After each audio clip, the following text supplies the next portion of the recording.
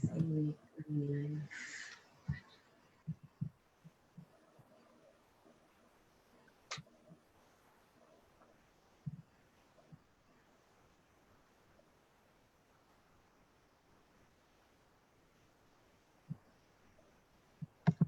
Okay, so I think we can start.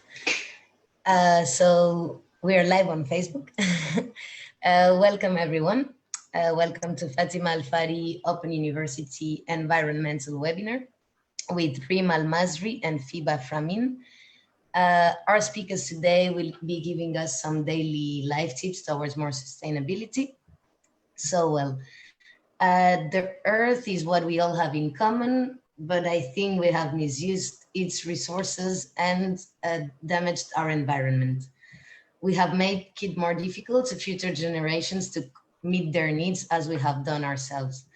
This is why we need to change our behavior. We need a change of mindset towards a more environmentally sustainable way of life.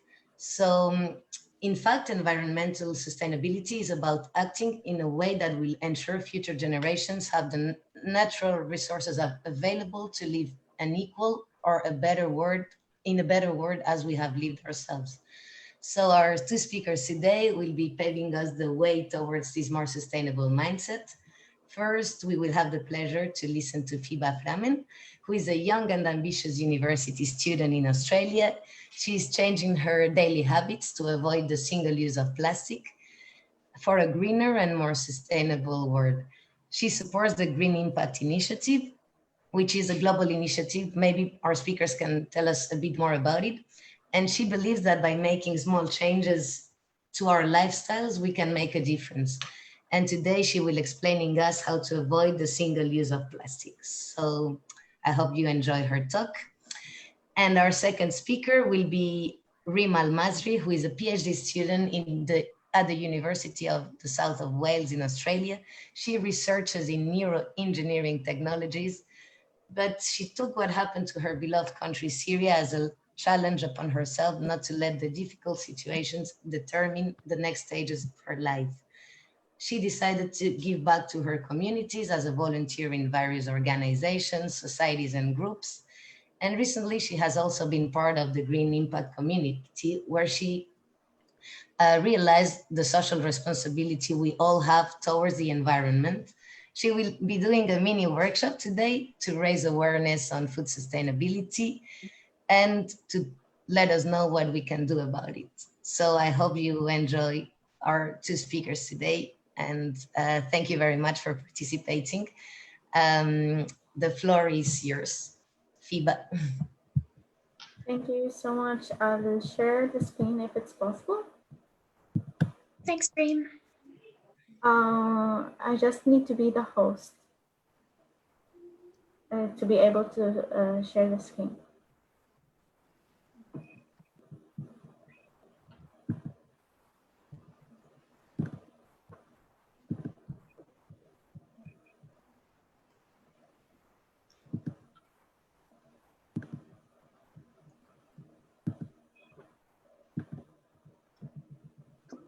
Sia, are you able to make me the host? I think so. Let me. From the participant list. Yes, you are now the hosts. Thank you.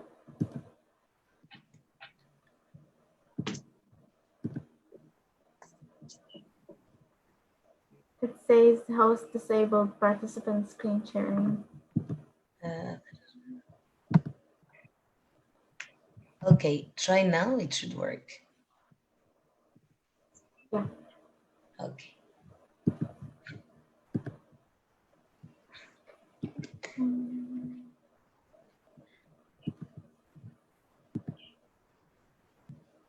Okay, perfect.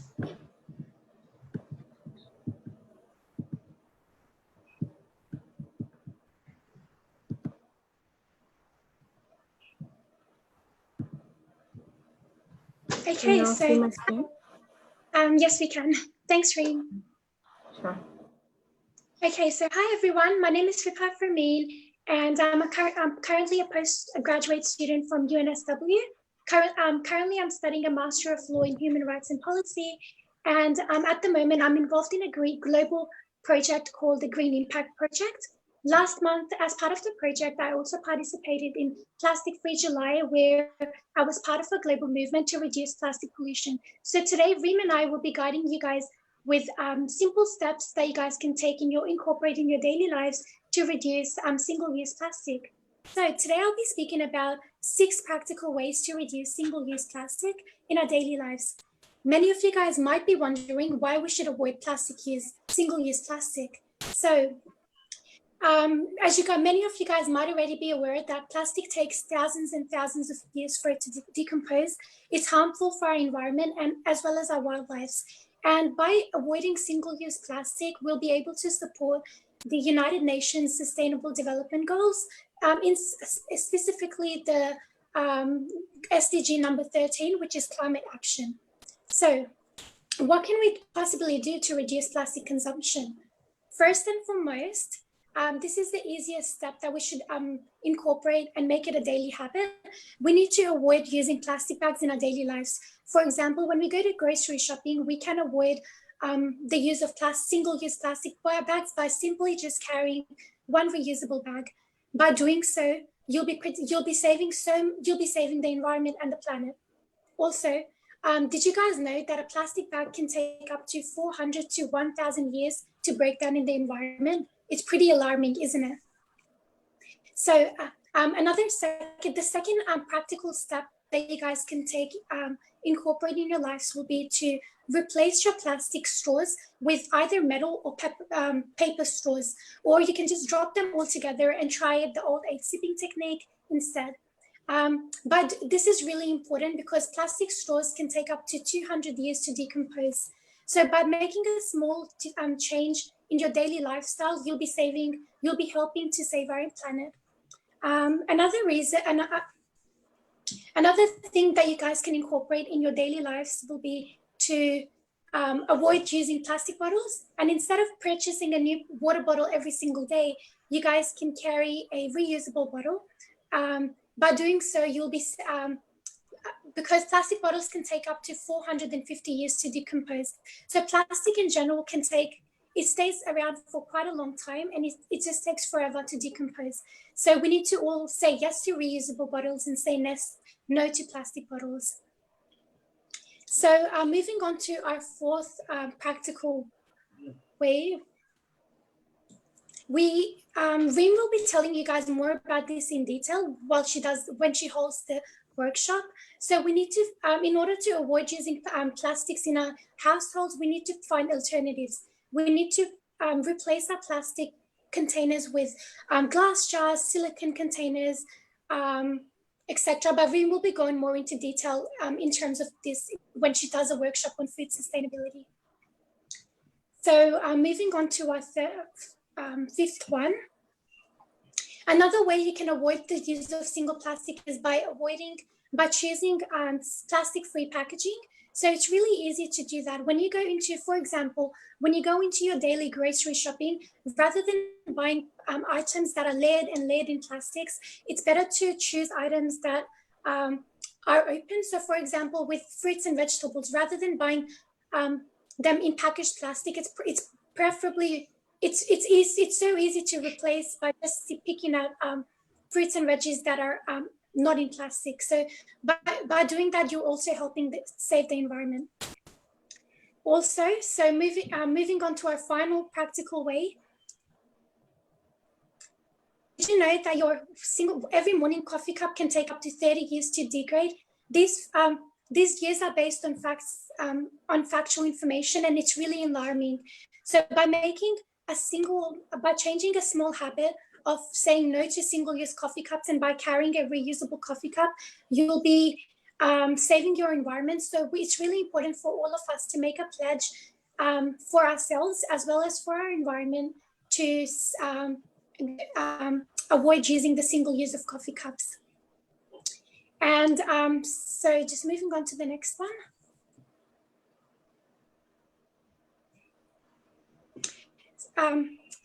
I've just given you 6 really practical ways that we can all incorporate in our daily lives to reduce the use of single-use plastic. So as I believe, together we can go green and save our planet. And every little action that we take, even though to us it might seem like a small action, but we are actually all contributing towards reducing our consumption of plastic and protecting the future of our environment. And together we can be environment friendly and save our planet. So now Reem will be giving you guys a more in-depth talk on how we can be sustainable and food friendly. Thank you, Fibha. Hello, everyone. Thank you again for joining us today. This is a great opportunity for all of us to learn and educate others about why food sustainability matters and what we can do about it. I just want to start with mentioning that most of the food found in grocery stores is the product of unsustainable food system, and we need to start individually raising the awareness and applying sustainable living gradually into our lives, and from that, global change will happen eventually. In today's talk, I'll mention some concerns related to the current food systems, and I assure you that the more you learn about our food system and how it came to be, the more concerned you will become for your children and grandchildren and the next generations. I'll mention briefly what sustainable eating looks like. Then I'll talk about some simple tips that you can apply into your life, whether in your eating habits or in your food storage methods. And before we start, I'd like you to read this. The greatest threat to our planet is the belief that someone else will save it. And if you think about it, I always keep emphasizing that everything starts with one step or one brick or one person, and we need to move. We have growing concerns that include animal and plant production.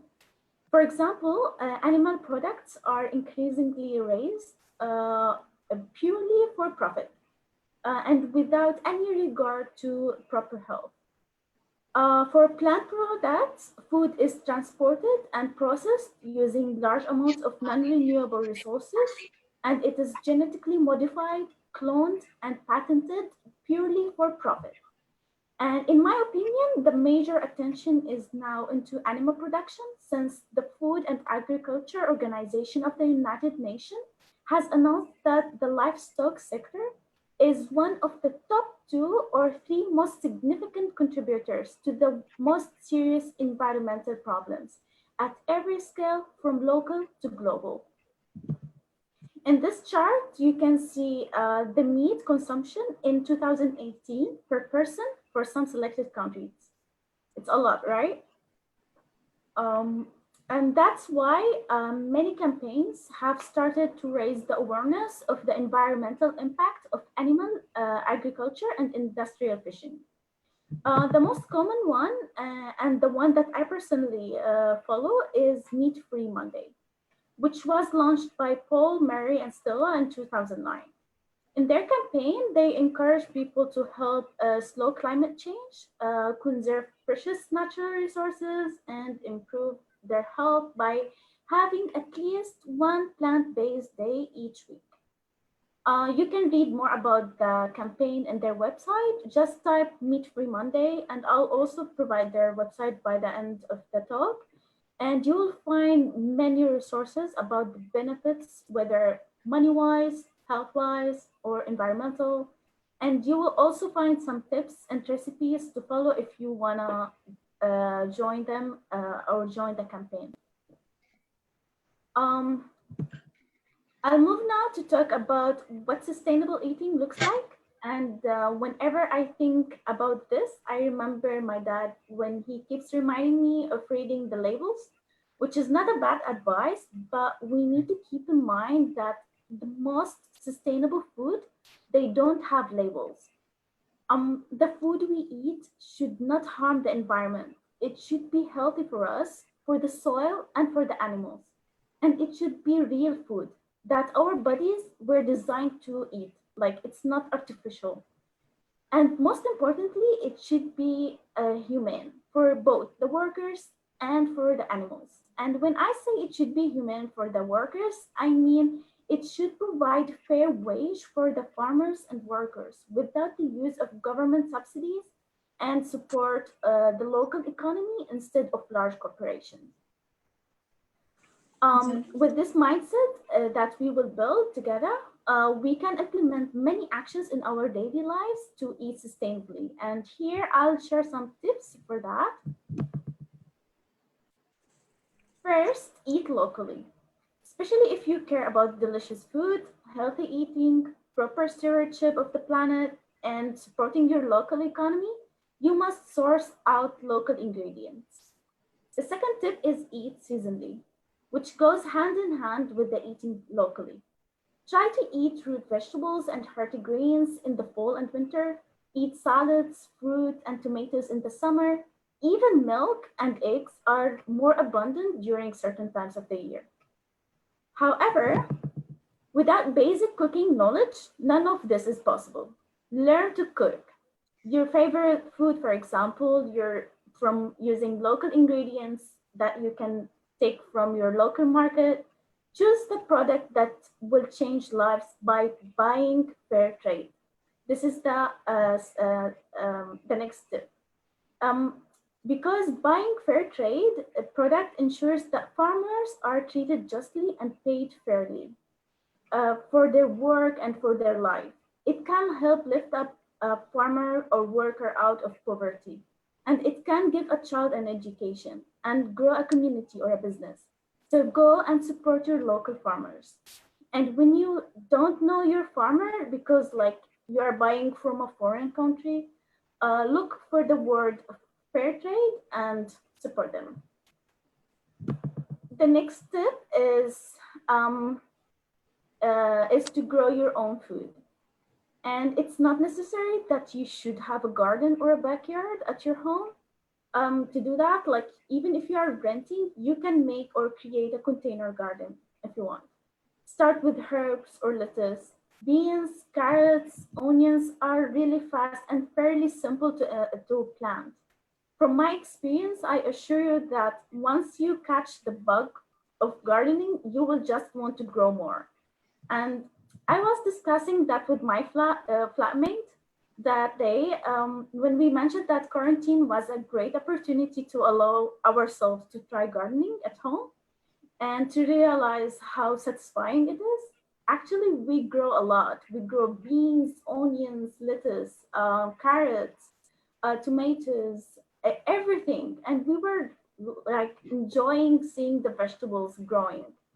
So I recommend you try this. This is a picture of my garden. Back to our final tip on eating sustainably, which is learn how to preserve the harvest, especially if you eat locally or seasonally. Try canning, dehydrating, freezing, and lacto fermentation. And for lacto fermentation, like or pickling, it's not only for cucumbers. If you grow carrots, beans, snap peas, or cabbage, you can try your hand and preserving them through pickling as well. Also, if you want, dry some seeds from the garden for future planting. Like leave some beans to dry and then store them in paper envelopes for future planting. Moving to food storage tips, as Fibha mentioned in her talk, plastic-free containers are really essential for us to keep our environment clean, but it's also very critical to our health too. There are some chemicals that are called indirect additives, which are chemicals inside the plastic and food packaging materials. And they are problematic because they have the ability to get into the food we eat when they leach. And leaching can happen if it's exposed to heat, fat, or acid. And because heat, fat, and acid are common in terms of food production, they are constant contaminants. For instance, if you heat your food or if you are adding hot food to the container or you are containers that you wanna heat up your food, it's gonna produce these chemicals, and they will be mixed with your food. You might think like buying a microwavable Tupperware would solve the heat problem. Yeah, it might be, but also fat is problematic with the food containing oils or dairy products. And acid is present in tomatoes and things like orange juice. All of this can cause leaching. So you should be careful. And you should keep in mind that companies are not legally required to disclose indirect additives inside their products. So you would never know they are there unless you know about them. Um, so here we recommend using reusable, healthy, and plastic-free food storing methods. And I picked three only for the sake of time. The first one is natural beeswax wrapping, which is a great way to store your food, and it's super simple to clean up. You can wrap your kids' sandwiches in here, roll up some turkey meat, or wrap their favorite veggies, for example. The beeswax is perfect for kids because they don't have to take a chunky glass container to school with them.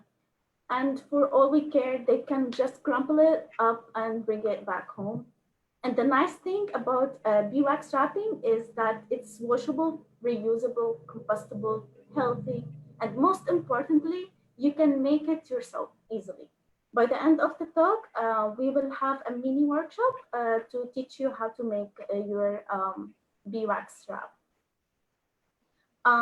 Glass Tupperware, these are the most common type of non-plastic food storage containers. Luckily, you can find them almost anywhere. Supermarkets, Target, Walmart, and online stores carry a variety of these glass containers. Even better, they come in all shapes and sizes. So you can store dressings, sauces, meat, dips, chopped vegetables without any plastic. Also, an alternative is to use wooden bowls because they are excellent for storing salads, chopped vegetables, fruit, and homemade granola bars, for example. Look for a one with a sealable lid. Maybe it's better because they are perfect for bringing food to family and community events. Another alternative is stainless steel. As Fibha mentioned, stainless steel is a great option for storing too. I think what's best about stainless steel containers is that they have non-plastic lids. Unlike some glass containers, or almost all glass containers, they have the plastic lids, while for stainless steel, it's all stainless steel, so it's good. Finally, the third option is silicone, which can be a great option. If you have kids or if you drop things a lot, it's very flexible and it travels well with you. You can store your leftovers just like glass, stainless steel, and wooden containers. The great thing about silicone is that it freezes well, and it doubles the size if you are like freezing some liquids. So it's good, but just check if the indirect additives are there. Some products or some companies, when they produce these silicone envelopes or pouches, they add some additives, so just be careful. So here I'm showing some practices in my kitchen for food storage. I made multiple beeswax wraps myself for my fruits, vegetables, and leftover. And one interesting thing that I want to draw your attention to is the habit of reusing containers. I used that and I noticed that I have this habit of buying bulk food like rice, lentil, herbs, and store them in glass reusable containers. And I was thinking, why? How did I get this habit? And then I remembered seeing my grandma washing some plastic bags and dry them on the racks to use them later. And also my mom used to do the same, taking empty glass containers from tomato sauces or something, cleaning it up, reusing it. So I think this is an impressive thing because I don't think the environmental impact of plastic was realized by my grandma, but I'm sure she knew that it's always better to reduce the amount of waste we produce.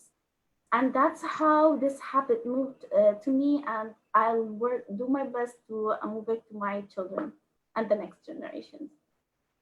So before I stop sharing the screen for the workshop, I just added a slide for references if you want to read more about Meat-Free Monday, fair trade, or preserving the harvest. Feel free to take a screenshot, or maybe they would, Fatima Fihri will provide recorded session so that you can check the links later. Thank you all. I think I'll stop sharing my screen and I'll prepare the workshop.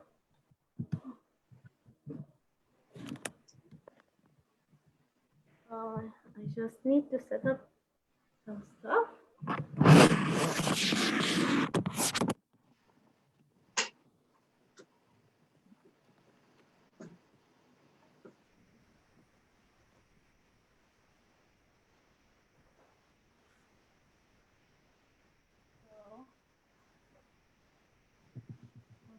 Okay, I'm just trying to show you my table.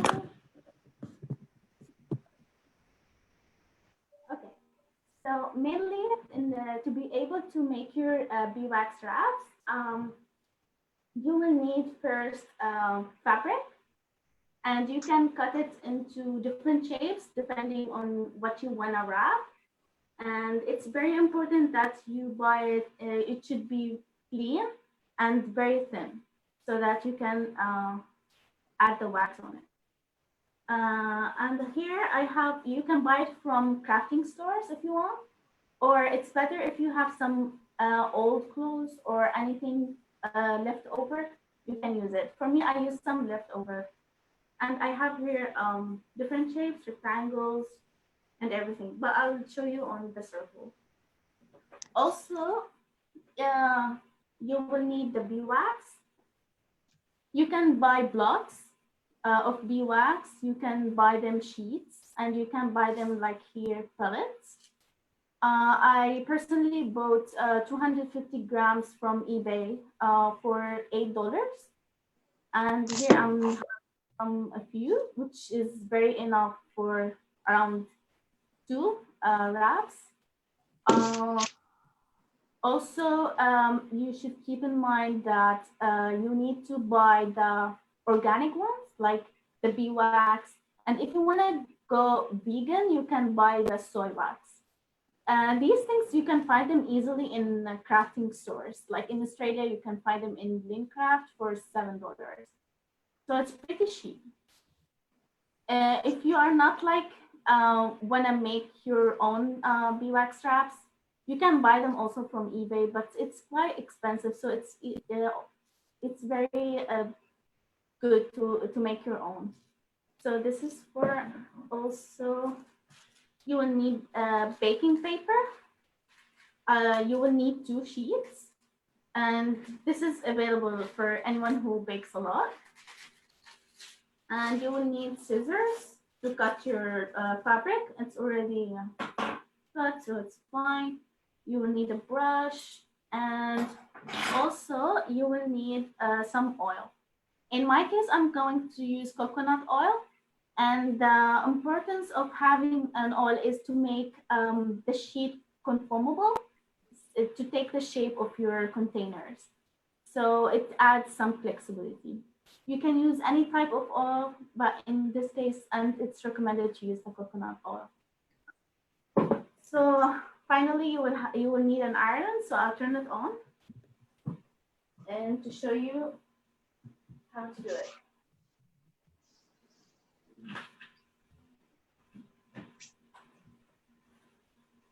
Okay, so you will need to set up your station, and it's not gonna be messy, but it's better to keep everything clean. So I'll use a cardboard here, and this is my iron table. I'll just remove stuff around. So I'll put it here, and then I'll put my first sheet of baking paper. Then have your fabric and add it here. And then spread some of the beeswax on the fabric. You will not need a lot, but make sure that you are covering the entire fabric so that all the wax is spread.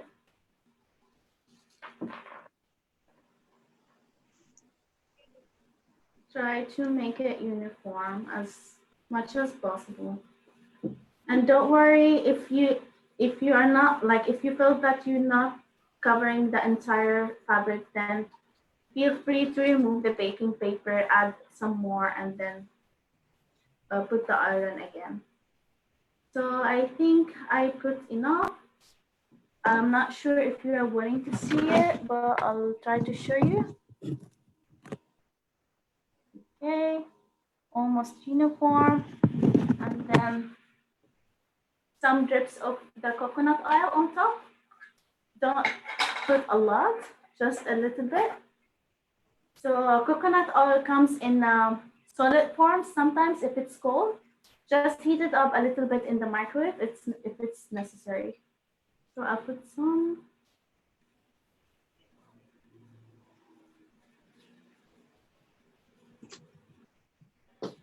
I think that's enough.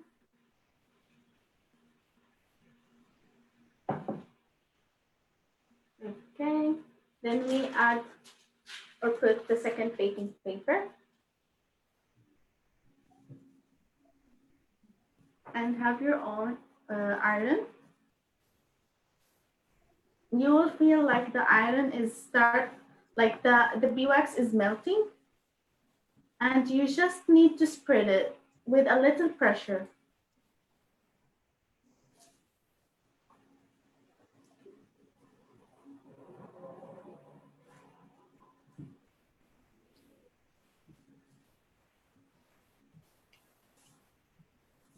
It's very simple, very easy. You can do it anytime. You can do it with your kids. You can do and it's not costly at all. So you can buy all of these from eBay for around, like, it's gonna cost you $10 maximum. So I'm fairly happy with my spread. You can see it. I'll show you. It's good, uniform. So you just need to remove the baking paper, the first layer. And then you have your fabric, your wrap.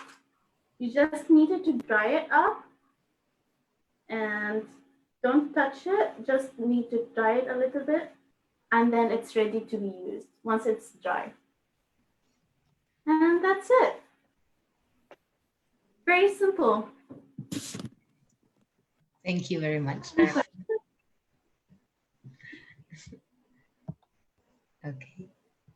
I think I'll be doing some of this summer, so thank you. Cool.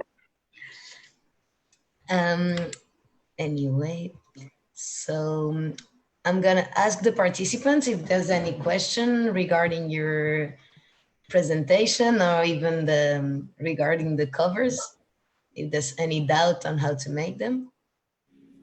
I'm gonna become the host.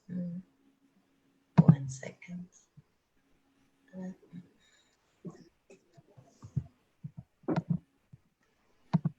So I have a question myself, actually.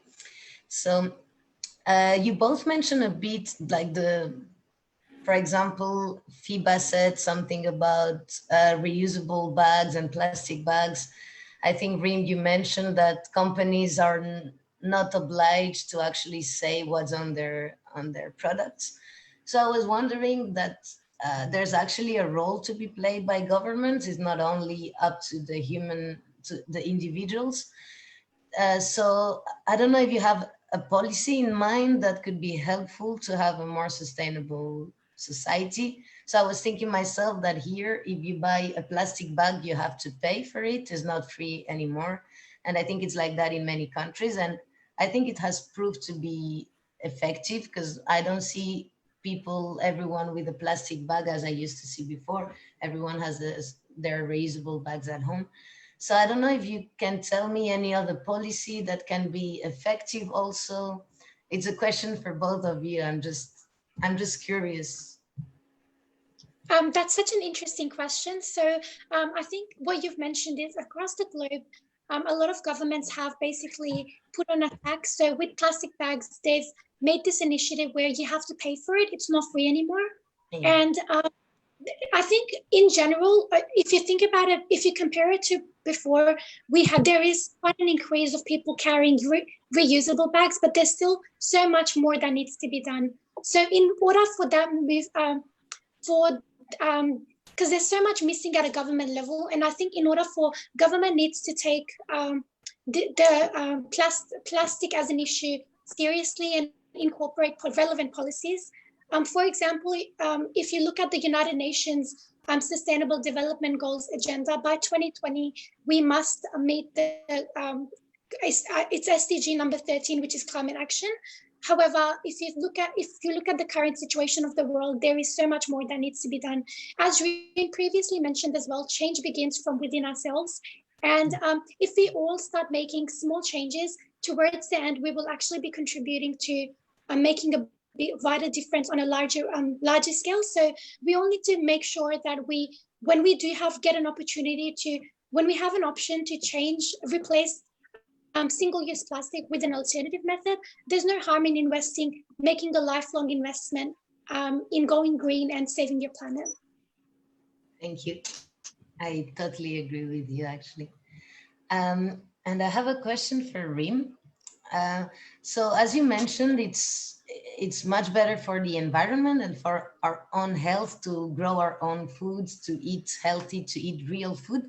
So what do you think is stopping people to make such change? Is it laziness? Is it difficult to grow your own food? I don't know, because I do grow my own food here in Spain. And I feel I eat much better. I feel I'm healthier. I feel I'm contributing to a better environment. So I wonder why not more people make the change. That's a good question. Actually, I think in my opinion, it's because the lack of awareness. Because sometimes we are not aware why it's important to grow our vegetables, and the laziness plays a role a little bit because like we have some excuses like I don't have a backyard, I don't have the time, I don't want to water the plants and everything. But if you realize like you are doing it and you are getting back from your efforts, you will enjoy it. The thing is that maybe it's different, like some people are not aware of the seasons, like they grow some plants, they die because of the season and they don't know why, and then they stop. They say like my hand is not green, I don't know how to garden and these things. The problem, like we need to check the environment, the land, the county, it differs from county to another, so we need to be aware about what type of vegetables and type of fruits that we can plant and start from there.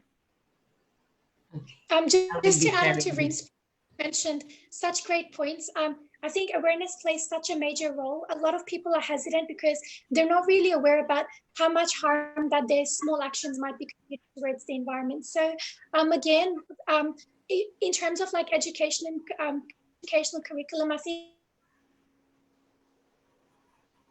ability upon themselves and ensure that they start teaching about environment sustainability on a school level, and then people would actually eventually go into developing sustainable habits. I agree with you. I've lived in different countries and I've realized that those that include in the curriculum from a young age recycling, for instance, I think children are very good agents of change, because if you teach something at an early age, then you will do it for the rest of your life. It's like riding a bike. And in Spain, we started recycling.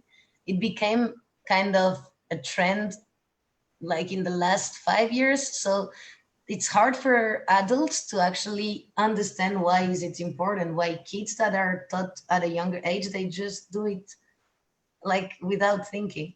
So I think there's a pressure for governments, for institutions to be a part of the change also, because otherwise it will be much difficult. But yeah, I really enjoyed your talk today. Like, it's very insightful.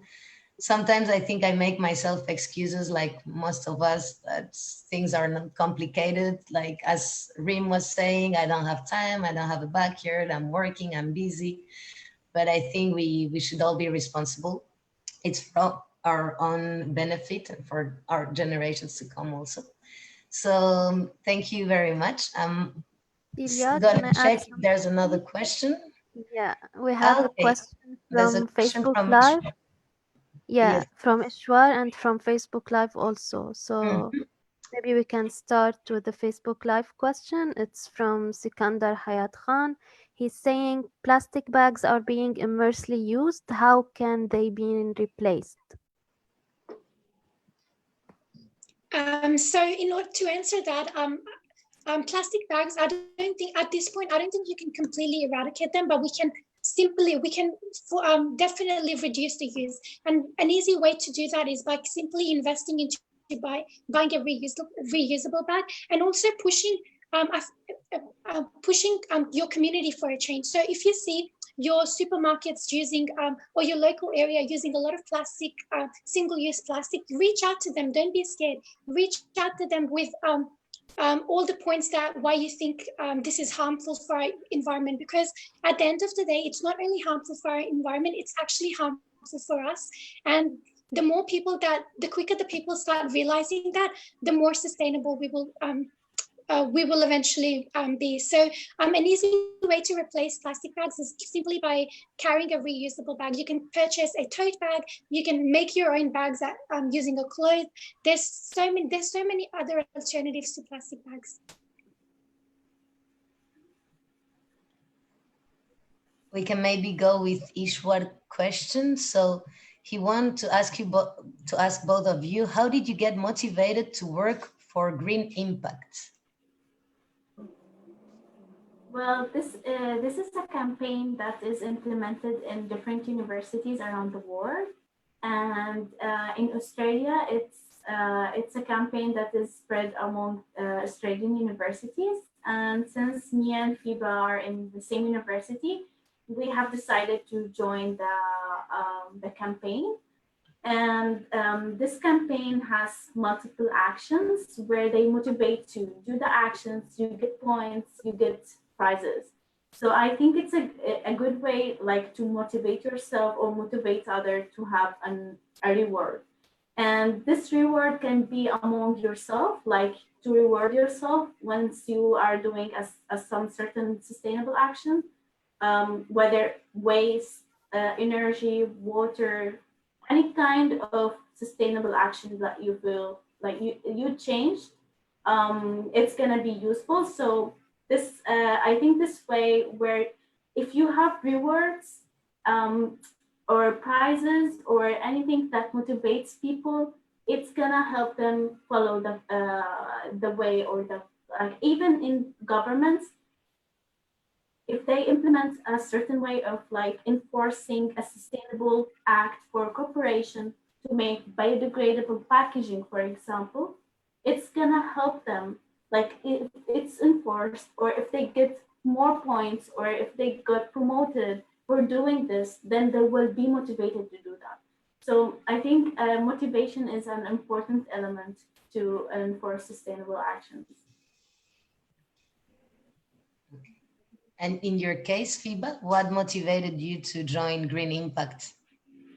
My answers would be quite similar to Reem as well. So I think a lot of the actions that we're currently completing, we were subconsciously doing them previously in our daily lives. However, this has sort of given us more of a drive to be more sustainable, be more conscious of what we're consuming, because the green impact is basically, it's connected us with like-minded individuals. We are working towards a challenge, and we know we have to achieve something. So I think even at a smaller level, for example, if you're in a developing country, you might not have resources or such programs or initiatives taken by your governments, your institutions. You can increase at the moment, because everything is based on social media, internet. The world is basically on your fingertips. So if you want to make a difference, there's nothing stopping you. You can research on ways how to eliminate single-use plastic. For example, as I mentioned, 6 really simple ways. It might seem like it's nothing, but towards the end, if you think about it, for example, a single plastic bottle that we purchase, can you believe that it takes 450 years for it to decompose? How many times do we think that before purchasing it? So if we start thinking with that mindset, we will obviously be investing more into purchasing reusable items. And in the end, we'll actually be saving money as well, because we'll be reusing those items. Thank you very much. Yeah, Let me. we have another comment on Facebook. So they're asking about your opinions, girls, about government policies to adopt other materials, and what also should be the role of the community, especially in replacing plastics. Fiba, Reem, so what do you think about this? So I think sorry. Go ahead. That's okay, you can go. So at a government level, I think it's really, government plays a really important role in terms of increasing awareness. If people aren't aware of their actions, how can we expect them to make a difference? So the government needs to include environment sustainability in their educational curriculum. We have to work from a bottom to top approach. So we have to start teaching our children, which are the future for tomorrow, and start teaching them about the importance of avoiding plastic and being environmentally friendly. And in terms of community, the community needs to, at the moment, I feel like there are so many initiatives, but as we said, laziness is a key factor. It's inconvenient to obviously carry a reusable bag every time you go, carry reusable cutlery. Because of laziness and because of inconvenience, we just tend to go with single-use plastic. However, we need to change that. We need to change that mindset, and we need to ensure that we become more environment friendly. I totally agree with Fiba, because once the government enforces some sustainable actions on the community, they will follow some rules. And once the community or the people are aware of the sustainable actions and the importance of it on the environment, they will force or put the pressure on the government to apply these rules. So it's like two roles. Exactly, and I think it doesn't have to, obviously it's not we have to be realistic. It's not something that's going to happen overnight. We have to incorporate smaller actions in our daily lives, and then think about how we can make that into a habit. So, for example, on a community level, you can make a challenge amongst your community to, for example, go 2 days without plastic. So at the moment, as Reem mentioned, we, as part of Green Impact, we are doing meat-free Mondays. So every Monday we don't eat meat. And before doing this project, I wasn't a big meat eater anyways. It doesn't really make much of a difference in my lifestyle. However, because of that, we're more conscious about what we're consuming. So even on a community level, you can make small challenges, something that drives you towards making sustainable changes. Yes, regarding the question on Facebook Live, I'd like to add something, because when you change materials or you change the energy source, I think we need a transition.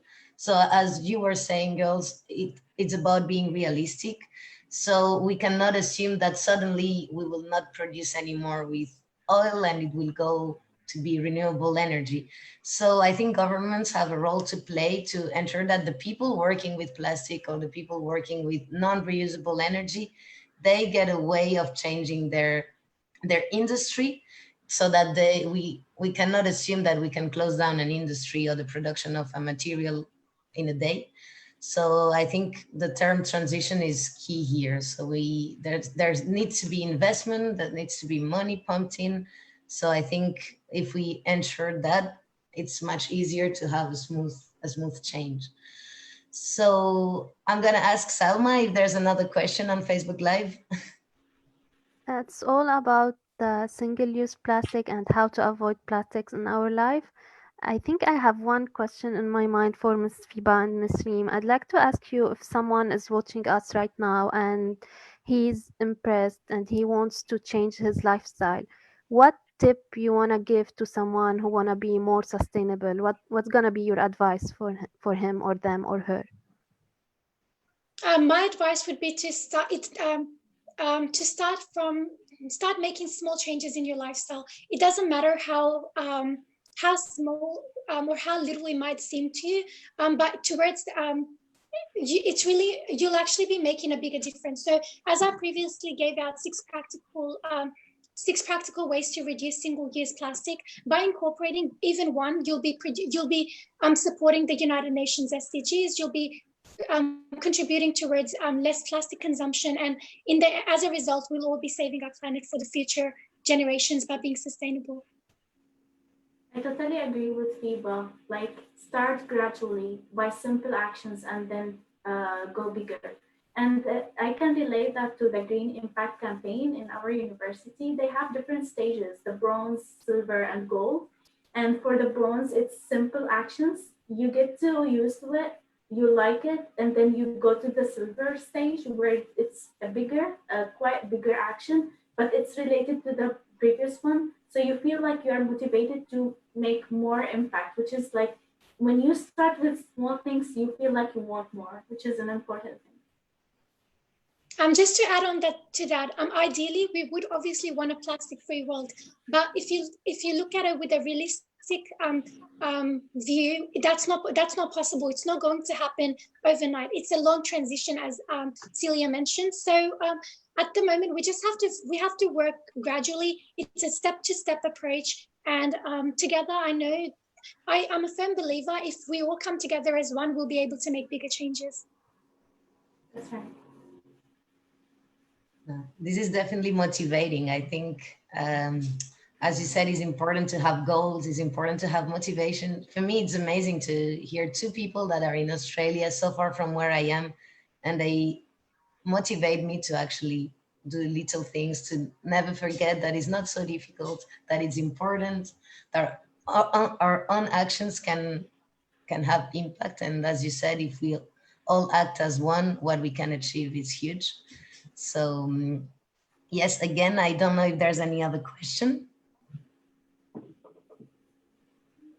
I don't know. No more questions for now on Facebook. I just want to thank Ms. Fibha and Ms. Reem for their awesome presentation and talks and tips. And I'm really impressed, as you said, Celia, that two girls are united together and trying to change this world from their country or their university or their side. So thank you, and I really enjoyed the beeswax wrapping workshop. Thank you, Reem. Thank you. Thank you. Thank you very much, Fibha. Thank you very much, Reem. And I'll be looking forward to hearing more of your green impact stories, and you should continue like that. You're motivating all of us. And thank you very much for participating today. Thank you so much for having an honor. And we'll together, again, just to reassure, together we can go green, and together we can make a bigger difference. So don't ever think any action is small, because you'll actually be contributing towards making a bigger difference. Thank you. Okay. Okay.